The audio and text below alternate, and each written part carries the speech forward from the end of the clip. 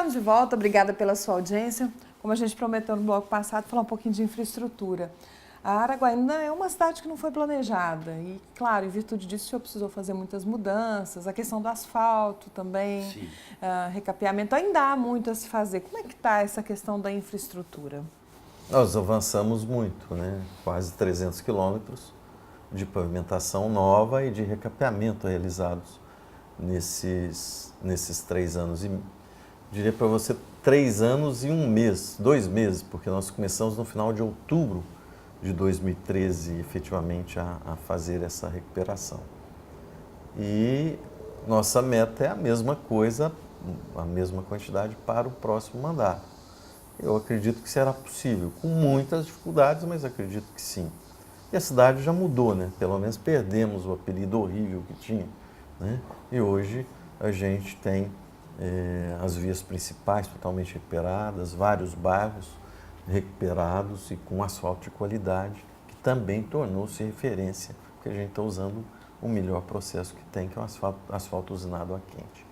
E também dando aberturas novas para a cidade, né? A duplicação da Avenida Filadélfia, né? a Via Lago, como já disse para você, a gente está... O primeiro projeto que eu vou fazer agora, nesse primeiro ano, é a licitação do trecho da continuidade da Marginal Neblina, que é a Via Norte, num bloqueio que tem entre a Avenida Cônego João Lima e o Parque Simba. E aí dali vai seguir até o setor Costa Esmeralda, o setor Barros, fazendo a ligação norte-sul. Então, a gente tem hoje uma realidade diferente em relação ao trânsito, tudo mudou muito rapidamente até, e a cidade já vive mais confortavelmente em relação ao transporte e trânsito. Não em relação ao transporte urbano, que é um gargalo. Isso, eu ia perguntar justamente isso. Qual seria o gargalo, na opinião do senhor, hoje, que o senhor ainda precisa enfrentar? Não em relação a recapeamento, mas, por exemplo, Araguaína foi uma cidade que cresceu sem planejamento, o plano diretor precisou de algumas adequações em função disso, há alguma dificuldade da gestão em função de tudo isso? Qual seria o maior gargalo da cidade, na opinião do senhor? A gente está deixando e vamos aprovar nos próximos meses um novo plano diretor para a cidade, né? Foi bastante discutido, a gente vai encaminhar para a Câmara e isso deve ser aprovado logo no começo do ano que vem. Agora, como te disse, pensando uma cidade de médio e longo prazo. Então, tem muitas questões que vão ser claramente definidas ali. A gente tem o anel viário, por exemplo, ele delimita a zona urbana e num ponto, na ligação de leste para o norte, muito importante e sensível, que é o rio Jacuba. Araguaína, a maior riqueza que a gente tem são as nossas nascentes, a água, né? O Jacuba é muito importante, ali tem uma área de proteção estadual criada, que é a APA Nascentes de Araguaína. Então, para evitar a expansão urbana é que nós vamos fazer esse anel, né? Margeando o Jacuba, ou seja, aqui a cidade, ali, diria nem zona rural, mas chácaras de lazer no máximo, né? Então, são situações que a gente está deixando aí para frente. Mas o maior gargalo que eu vejo é exatamente o transporte urbano, porque ao longo do processo de falta de tudo,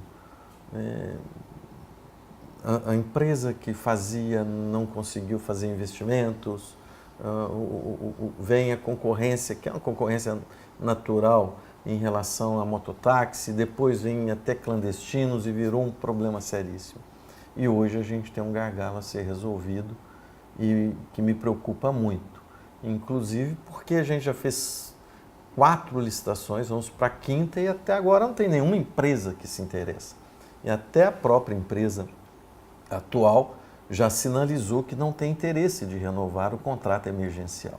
Então, nós estamos estudando uma alternativa para ver como vamos tratar essa situação do transporte urbano na cidade. Esse, diria para você, no curtíssimo prazo é um maior problema, mas ele influencia ali na frente. Por exemplo, como que eu vou implantar um estacionamento rotativo, que é uma demanda do comércio, né? O comerciante quer um estacionamento rotativo no centro da cidade, porque não há vaga, né?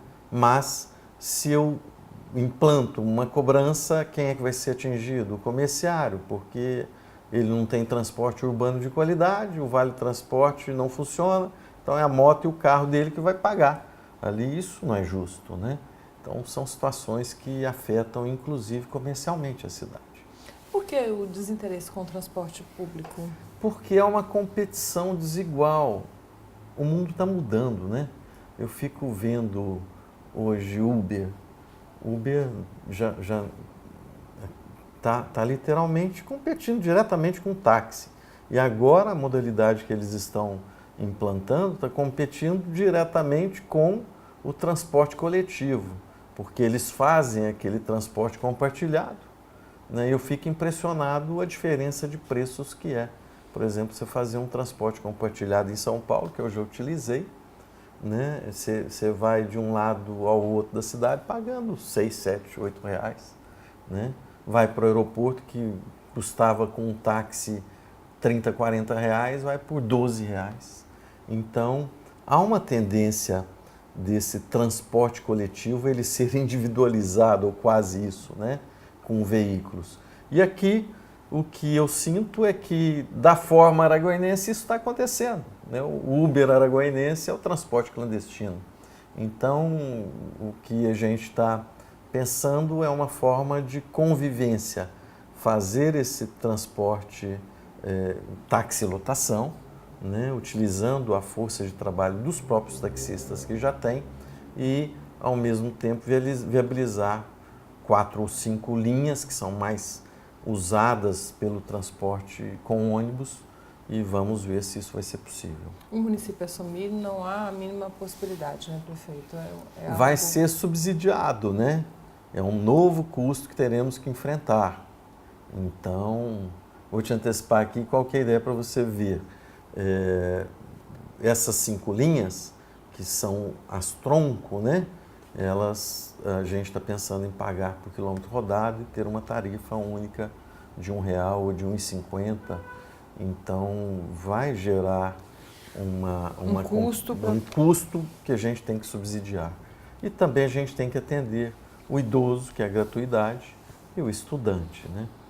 Vou falar de um outro tema que acaba também não sendo responsabilidade da prefeitura, mas que algumas prefeituras estão tendo que trabalhar em função da omissão ou da não participação do Estado, que é a questão da segurança pública, né?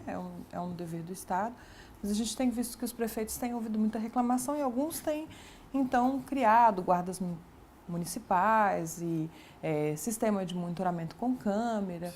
O senhor pensa também em projetos para essa questão da segurança pública, tendo em vista, inclusive, os últimos casos de assassinatos no comércio, a questão da violência, que é uma realidade e que é uma reclamação da população, né? O araguainense hoje sofre, né, com a violência aqui.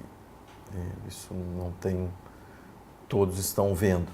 E, é claro que a não presença da força policial agrava ainda mais isso.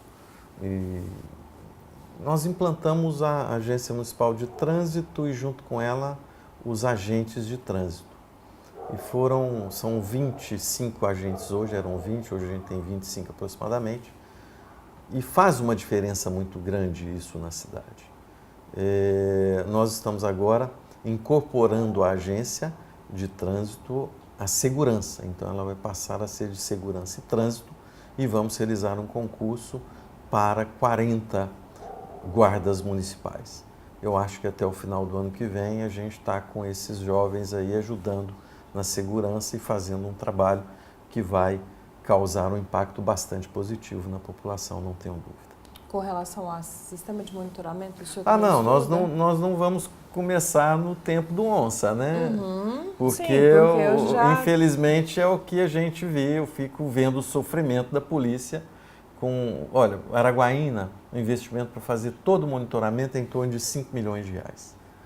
Se você fizer a conta de quanto custa 100 soldados, em um ano você vai ver que sobra troco para fazer. Quando o governo do estado fala em fazer concurso para 1.000, para 2.000 que seria necessário, era melhor ele pensar em pegar o dinheiro de 100, fazer só para 900 e investir em tecnologia o restante, que faz uma diferença enorme, enorme, né?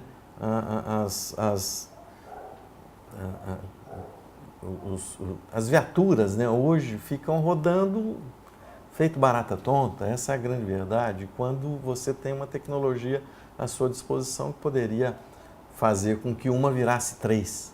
Né? E, infelizmente, a gente não vê ação nenhuma do governo do estado nesse sentido. Nós chegamos até a fazer uma parceria com o Detran e a própria Polícia Militar para iniciarmos o monitoramento, fazer a central do projeto de 5 milhões, eles iriam passar 1 milhão, mas é a mesma coisa que falei anteriormente.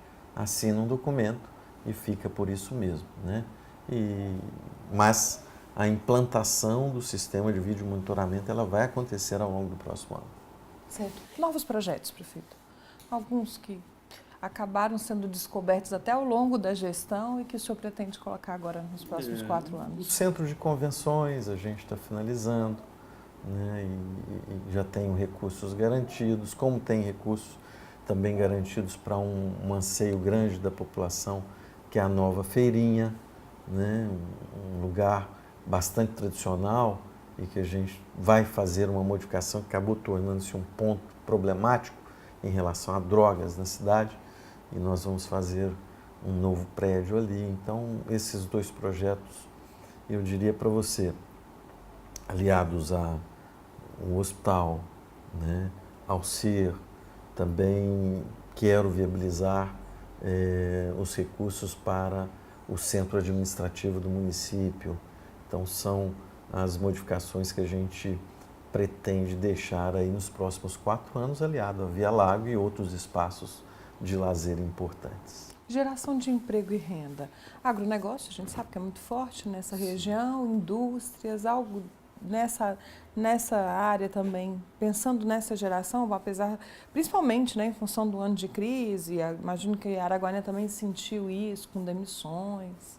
Sente um pouco, né? E eu diria um pouco menos. Essas atividades todas que a gente está desenvolvendo, elas acabam tendo 2 objetivos. O primeiro deles, que é o mais claro, é qualidade de vida para as pessoas que aqui vivem. E o segundo é a atração de investimentos. A cidade bem organizada atrai investimentos. E é isso que a gente tem procurado fazer, né? Então, você vê hoje em Araguaína, tenho certeza absoluta, ande nas ruas de Araguaína e ande nas ruas de Palmas, de Gurupi. Você vai ver a diferença monstruosa em relação ao comércio, à movimentação, né? A gente tem uma crise, mas uma crise menor um pouco, e fruto dessa pujança econômica. E quanto mais a gente investe em educação de qualidade, em saúde de qualidade, uma infraestrutura que não somente uma pavimentação boa, mas com lazer, com esporte, né? Qualidade de vida, mais investimentos nós vamos atrair. Prefeito, eu agradeço a entrevista e a presença no programa Sem Disfarce. Nos colocamos à disposição para entrevistá-lo nos próximos anos para falar de novos projetos também. Tá bom. Obrigado, um grande abraço. Para você, obrigada pela audiência e até semana que vem.